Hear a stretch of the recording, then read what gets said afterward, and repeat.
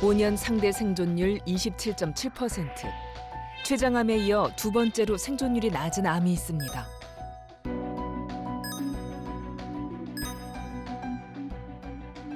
국내 사망률 1위인 암, 폐암. 폐암은 전체 사망하는 암 환자의 20%를 차지합니다. 우리나라뿐만 아니라 전 세계적으로 사망률 1위예요. 이제 폐암은 조기 발견이 잘 안 되는 거죠. 흡연이 폐암의 가장 큰 원인이라는 것은 이미 잘 알려진 사실입니다. 증상이 뚜렷하지 않고 이미 진행된 후에야 발견하게 되는 경우가 많은 폐암.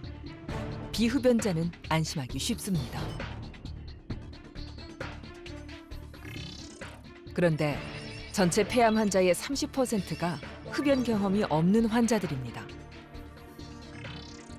특히 여성 폐암 환자의 경우 90% 가까이 압도적으로 많은 것이 담배와 무관한 비흡연성 폐암입니다.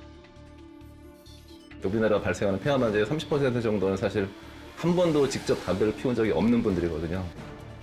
꼭 직접 흡연이 아니더라도 간접 흡연과 라돈이나 성면, 요리할 때 발생하는 연기, 그리고 미세먼지가 지금 우리의 폐를 위협하고 있습니다.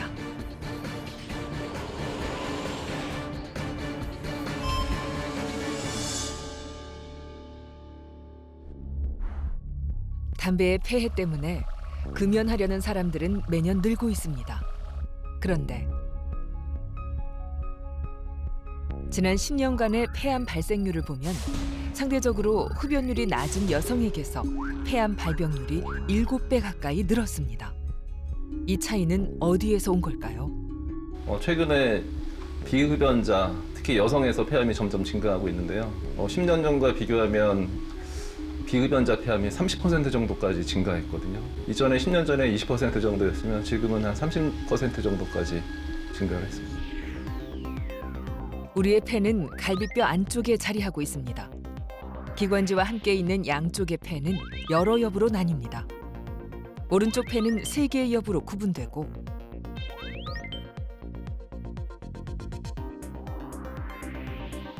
왼쪽 폐는 2개의 엽으로 나눌 수 있습니다.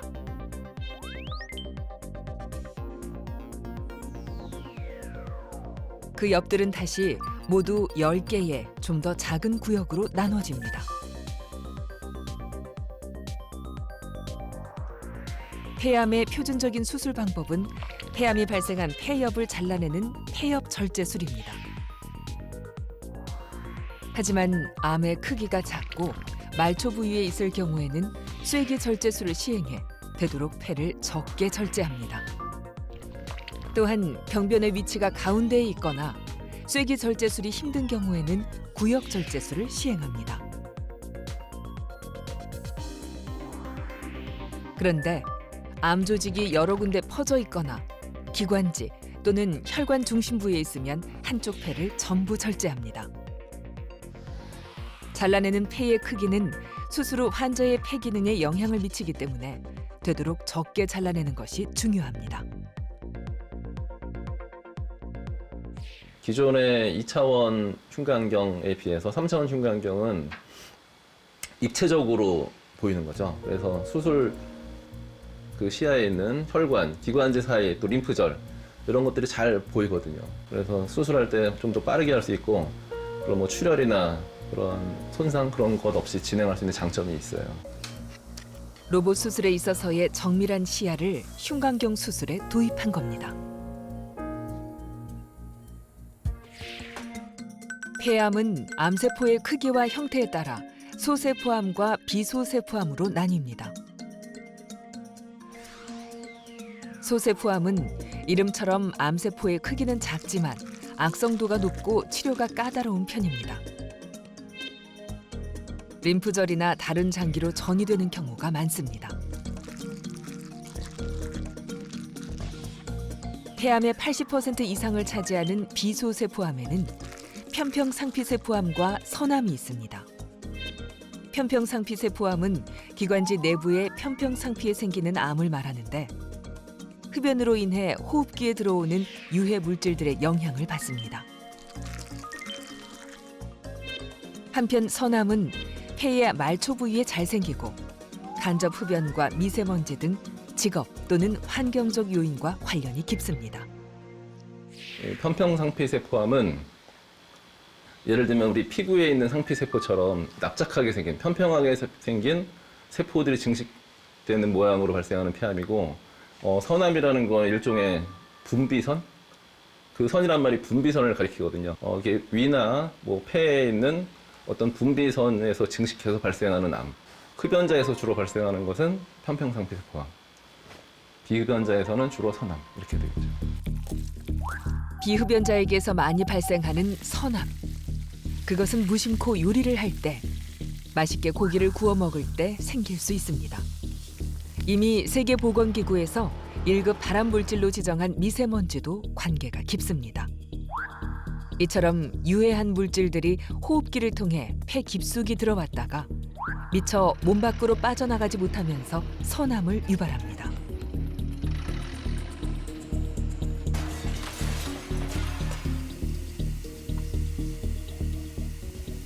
편평상피세포암은 주로 기관지 중심부에 생기는데, 입자가 아주 작을 경우에는 사실 이 기관지 말단 부위까지 도달을 하잖아요. 우리가 미세먼지를 걱정하는 이유도 뭐 10마이크로미터 이하, 2.5 마이크로미터 이하라고 했을 때 기관지 지나서 폐포 말단까지 간 후에 다시 빠져나오지 못하기 때문에 굉장히 유해하지 않을까 생각하는데, 예를 들면 2차 흡연, 간접 흡연이 된 상태의 분들은 굉장히 미세한 그 발암물질 형태로 우리가 흡입하게 되거든요. 그게 멀리까지 폐 말단부까지 도달해서 서남을 일으키지 않나 그렇게 생각을 하고 있죠.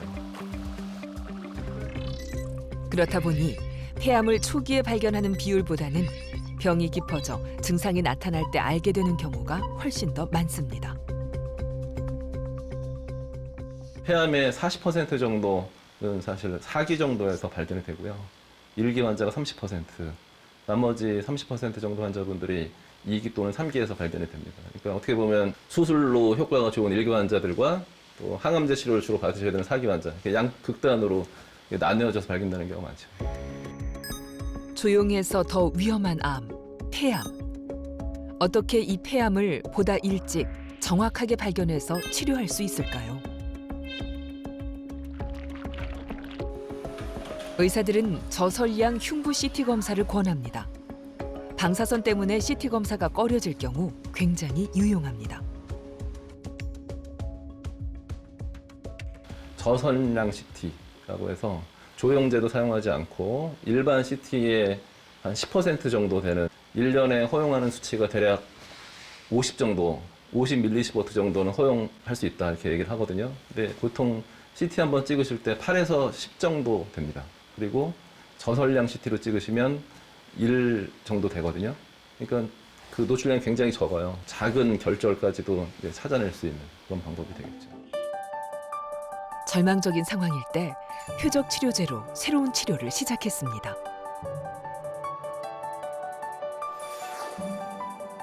우리 몸의 유전자는 각종 발암 물질에 노출되거나 노화가 진행되면서 수많은 돌연변이 세포들을 만들어냅니다. 이 돌연변이 세포들은 오랜 시간 동안 잠복기를 거치면서 몸속에 쌓여 암세포로 변하기도 합니다.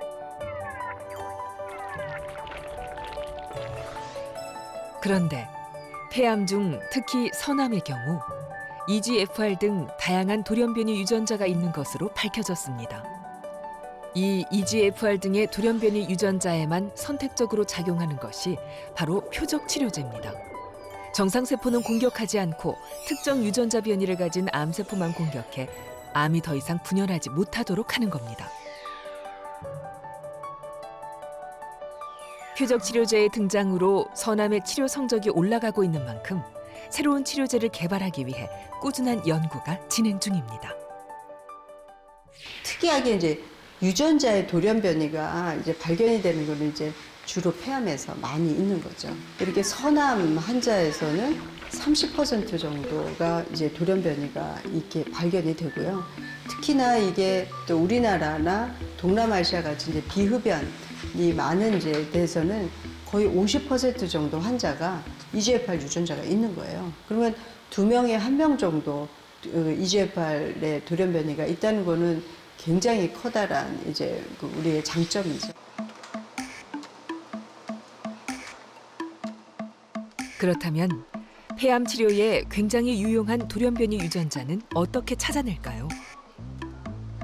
내게도 그 유전자가 있는지 어떻게 알 수 있을까요? 특히 폐암에서는 표적 치료제가 많이 쓰이고 있는데 결과적으로는 표적을 잘 찾아야겠죠. 그 유전자의 돌연 변이를 찾기 위해서 저희가 염기서열 분석이라는 방법을 쓰는데 최근에는 여러 개의 유전자를 한꺼번에 검사하는 차세대 염기서열 분석법을 쓰고 있습니다. 돌연변이 유전자를 찾기 위해서는 환자의 조직 일부를 활용합니다.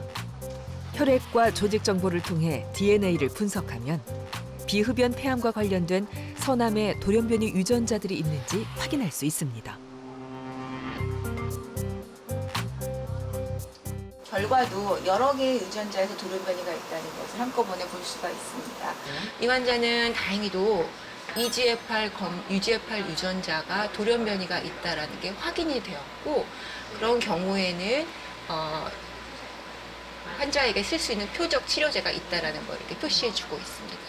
빨간색과 주황색이 있는 경우는 이 유전자에 대한 표적 치료제가 현재 우리가 쓸 수 있는 표적 치료가 있다는 것을 표현을 하는 방식이고, 그다음에 이제 이런 경우는 임상시험 중이거나 혹은 연구 결과에서 유의미한 결과를 가지고 있는 것을 표시하고 있습니다. 표적 치료제가 이제 그렇게 표적을 관역을 탁 맞추듯이 약이 가서 탁 이렇게 하면 정말 완치가 될 것 같긴 한데 이제 이 암세포라는 게 자기도 생존을 해야 되기 때문에 계속 또 이제 또 바뀌는 거예요. 그래서 이제 돌연변이가 또 다른 돌연변이가 또 생기는 거죠. 환자들이 보통 1년에서 1년 반 정도가 되면은 또 내성이 생겨버립니다. 그래서 보통 우리 몸 안에 이상세포가 발견되면 면역세포인 T림프구가 이상세포를 잡아먹게 됩니다.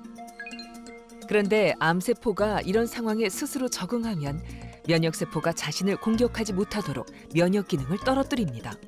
때문에 암이 계속 자라는 겁니다.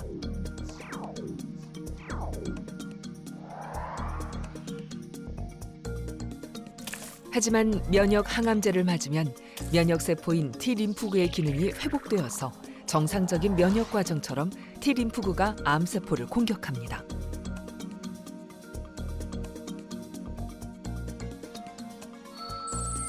우리 몸의 면역 능력을 길러줘서 암세포를 제거하고 물리치는 겁니다.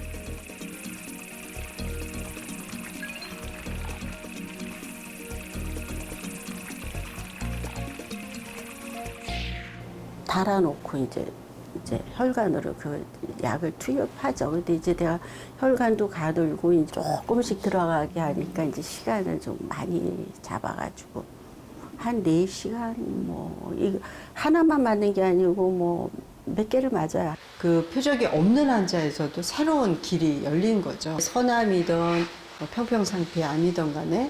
그래서 그런 표적 치료에 없는 환자들은 최근에는 면역항암제를 쓰거나 또 면역항암제에다가 항암을 같이 섞어서 쓰거나 이런 치료들이 이제 이미 이제 그 기본 치료로 이제 이미 확립이 돼 있습니다.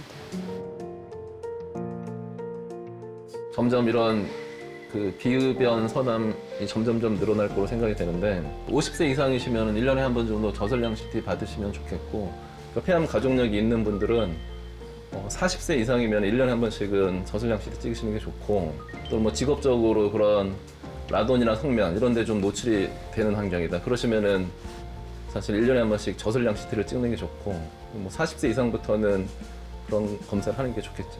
암은 환자 혼자 치료하는 건 아니거든요. 그래서 가족이라든가 옆에서 많은 지지가 있어야 되고 또 이런 새로운 약제들이 개발이 되면 사실은 또 그림의 떡일 수도 많습니다. 그래서 이제 그런 약제가 워낙 고가이기 때문에 그래서 이런 정부라든가 또는 이런 사회적인 또 그런 컨센서스나 이런 거를 또 모아서 좀 더 암 환자들이 좀 더 잘 치료가 되고 좋은 약제들을 빨리 또 치료할 수 있는 그런 또 사회적인 공감대가 형성이 돼야 되지 않을까 생각이 듭니다.